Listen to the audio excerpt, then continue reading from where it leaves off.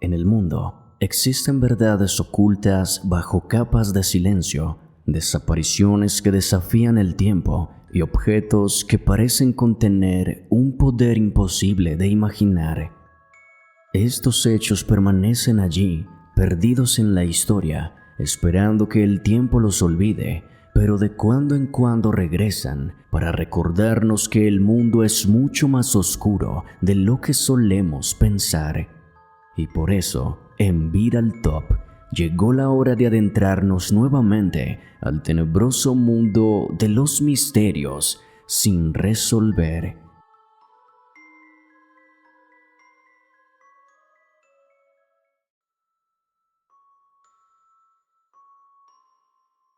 Una noche en Idaho, un adolescente de apenas 14 años tomó la decisión más sangrienta y desconcertante de su vida. Armado con pistolas, cuchillos y un machete, se convirtió en el verdugo de su padre y luego de su hermano menor.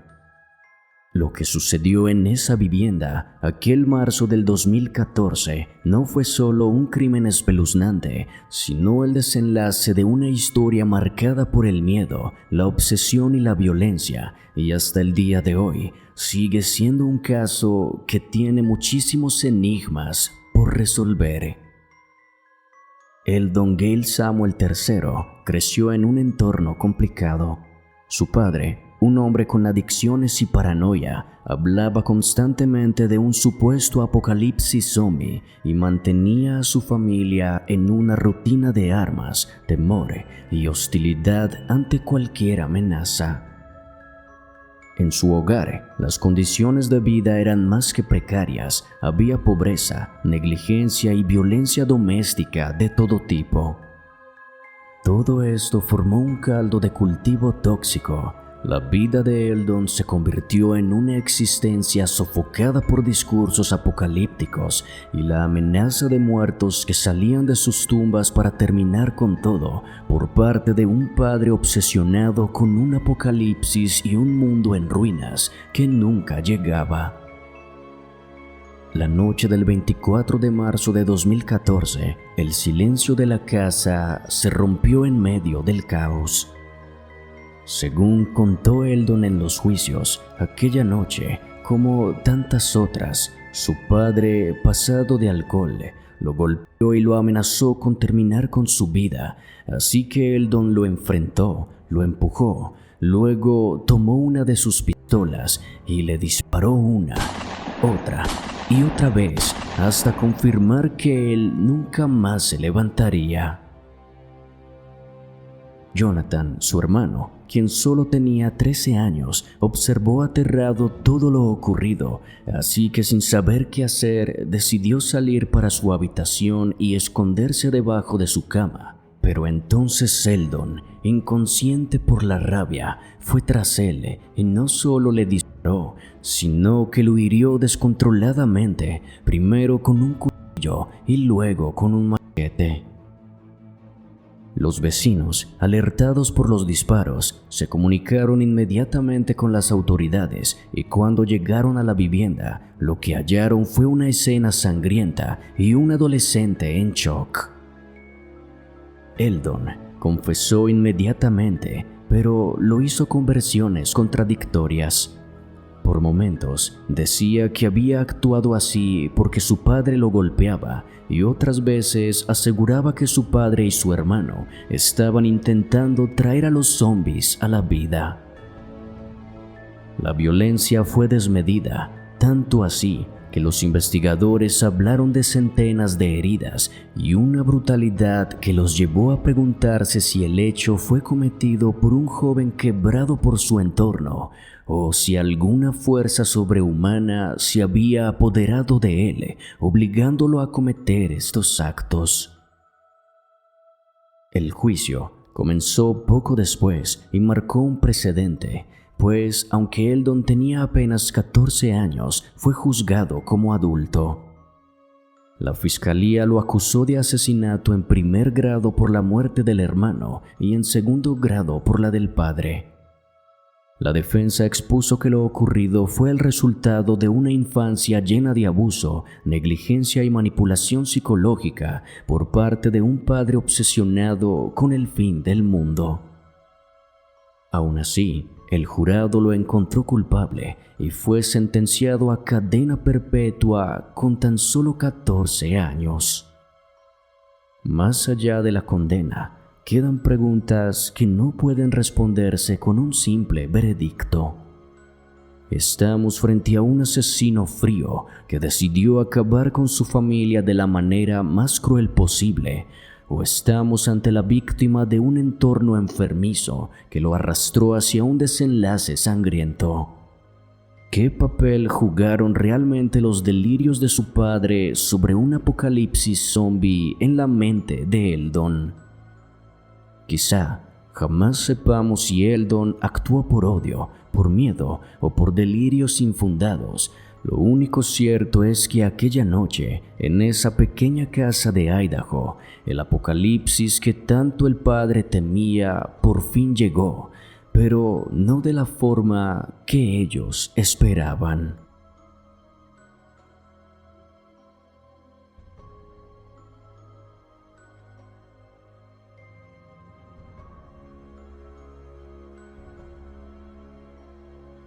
Ted Weiher, Jack Madruga, Jackie Hood, Bill Sterling y Gary Matías eran conocidos en su comunidad como muchachos alegres, inocentes y entusiastas.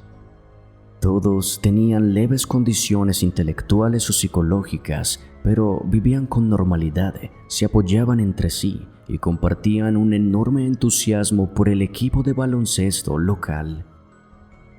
La noche del 24 de febrero de 1978, los 5 amigos asistieron a un partido de su equipo en Chico, California, pero lo que nadie podía imaginar era que ese viaje sería el inicio de una pesadilla sin final y de un misterio que ni siquiera el paso del tiempo ha logrado borrar y mucho menos explicar.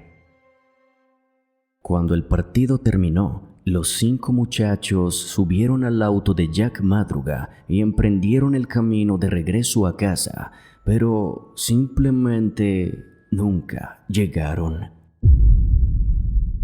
Sus familias, al notar su ausencia, encendieron las alarmas. La policía fue notificada de inmediato y se inició una búsqueda. Pero los días pasaron y no hubo señales de ellos, ni testigos, ni huellas, ni rastros en las carreteras. Fue como si se los hubiera tragado la tierra, hasta que un día su coche apareció en un camino montañoso nevado, a más de 50 millas de la ruta que debían seguir para volver a casa. El auto estaba intacto. No tenía daños, tenía gasolina suficiente, mapas e incluso una gran cantidad de comida. No había señales de forcejeo ni de accidente, así que las preguntas comenzaron a surgir. ¿En dónde estaban los chicos? ¿Por qué abandonaron su carro? ¿Qué hacían esos 5 jóvenes en un sendero aislado que no llevaba a ningún sitio lógico? Aquella desviación no tenía sentido, a menos que alguien o algo los hubiera atraído hasta allá. Las semanas siguientes fueron un infierno para las familias, pues no entendían por qué ninguno de ellos había regresado. Pero entonces, la primera pista apareció en junio. El cuerpo de Ted Weiher fue encontrado dentro de un tráiler del servicio forestal en medio del bosque. La escena era escalofriante. El joven estaba tendido en una cama improvisada, cubierto con mantas, con comida enlatada, fósforos y hasta un calentador de gas, todo intacto, sin usar. Ted había muerto lentamente de hambre e hipotermia, como si hubiera quedado atrapado en un extraño estado de pasividad, incapaz de moverse o reaccionar, a pesar de tener todo lo necesario para sobrevivir. Luego de esto, los demás fueron hallados poco a poco en los alrededores. Bill Sterling y Jack Madruga estaban cerca de un arroyo, congelados. Jackie Hood fue hallado tiempo después, reducido a huesos por cuenta de lo que asumieron habían sido los animales salvajes de la zona. Pero Gary Matías no fue encontrado. Su ropa, su billetera y algunas pertenencias aparecieron en el tráiler, pero de él no hubo más rastro. Hasta el día de hoy, su ausencia es el hecho que más intriga a las autoridades. ¿Acaso fue el único que escapó? ¿Fue el único al que se llevaron? ¿O fue el que causó aquella extraña desaparición? Las investigaciones oficiales hablaron de desorientación, de miedo irracional generado por algo que encontraron en el camino y de lo que quisieron huir. Pero ninguna de esas explicaciones aclara por qué Ted Weiger falleció lentamente de hambre cuando claramente tenía provisiones suficientes en el tráiler donde fue encontrado. Algo más que a muchos les resultó curioso fue el lugar en donde todo ocurrió, un lugar conocido como el Bosque de los Pumas. Aquel bosque está rodeado de leyendas nativas que hablan de espíritus capaces de confundir a los viajeros, haciéndolos perderse hasta morir.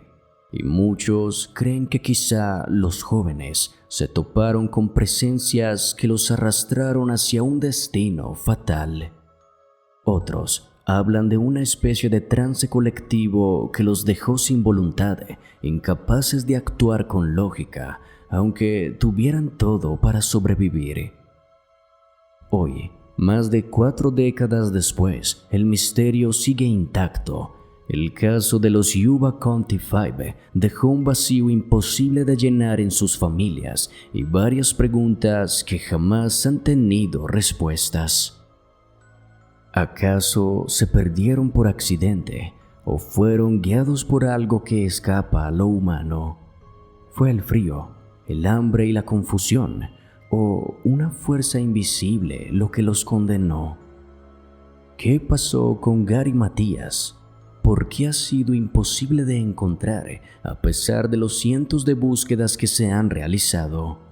¿Acaso sigue vivo en algún rincón del mundo o quizá desapareció en una realidad que simplemente nunca conoceremos? Cuéntanos, ¿qué piensas?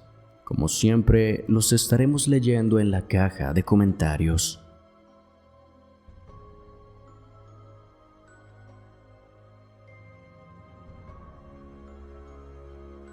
Te estoy viendo.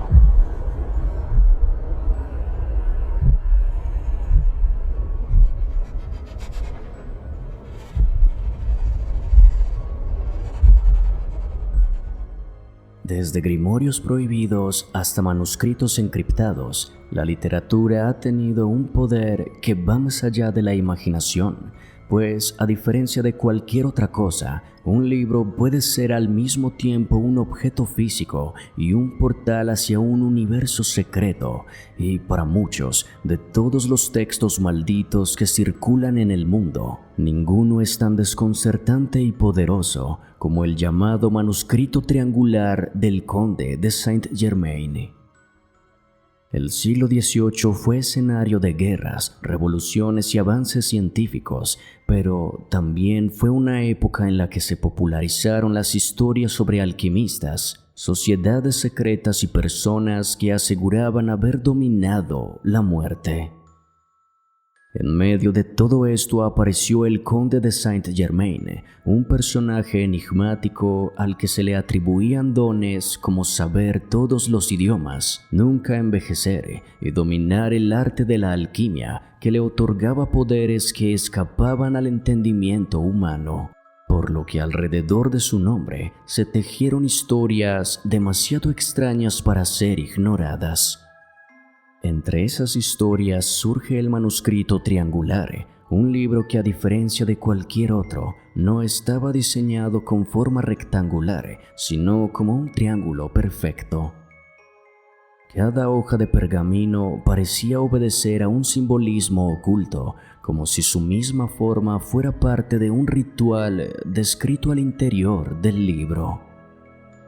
El texto, escrito en un código cifrado, describe operaciones mágicas que prometen localizar tesoros ocultos, lograr poder espiritual y, lo más inquietante, prolongar la vida de forma indefinida.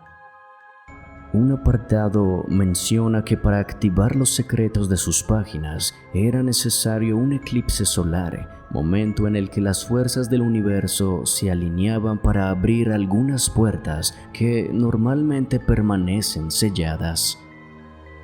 El texto está acompañado de ilustraciones que muestran un dragón alado, diagramas de triángulos dentro de círculos, símbolos que parecen invocar presencias espectrales. Pero, ¿es este libro un simple experimento alquímico o realmente un manual de contacto con lo prohibido?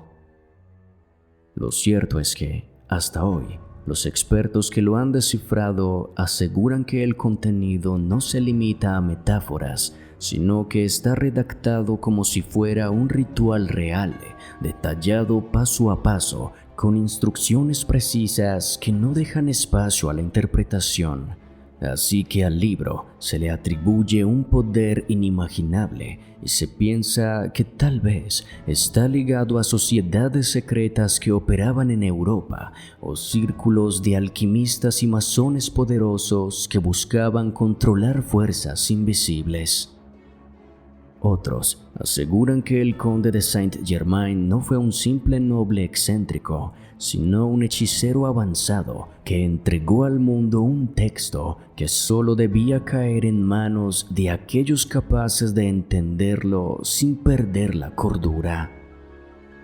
Incluso, hay quienes creen que las claves ocultas en sus páginas podrían haber sido dictadas por inteligencias no humanas, fuerzas que ofrecían conocimiento a cambio de un precio que pocos estarían dispuestos a pagar.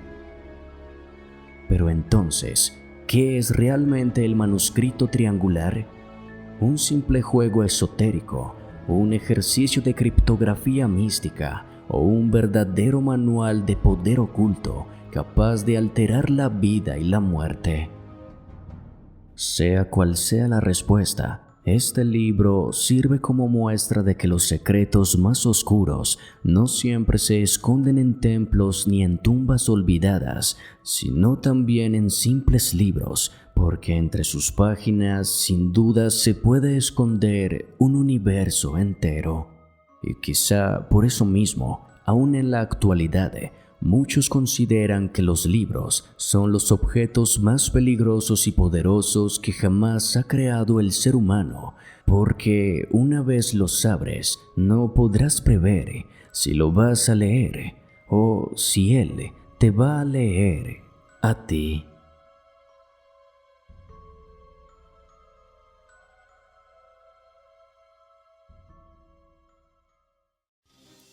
Y eso es todo por ahora, amigos. Muchas gracias por ver el video y apoyarnos. Si lo disfrutaste, por favor no olvides darle like y suscribirte. También es importante darle a la campanita, ya que así recibirás las notificaciones cada vez que subamos contenido. Si quieres y puedes apoyarnos de una forma más directa, no olvides unirte a la familia de miembros del canal y comenzar a disfrutar de beneficios únicos que incluyen publicaciones y series exclusivas, además de muchas ventajas que te harán vivir el terror de una forma mucho más inmersiva. Te invitamos también a seguirnos en nuestras redes sociales. Estamos en Twitter, Facebook e Instagram, pues en ellas podrás encontrar contenido completamente exclusivo. Igualmente, encontrarás los links directos abajo en la descripción. Así que nos estaremos viendo en una próxima ocasión. Hasta pronto.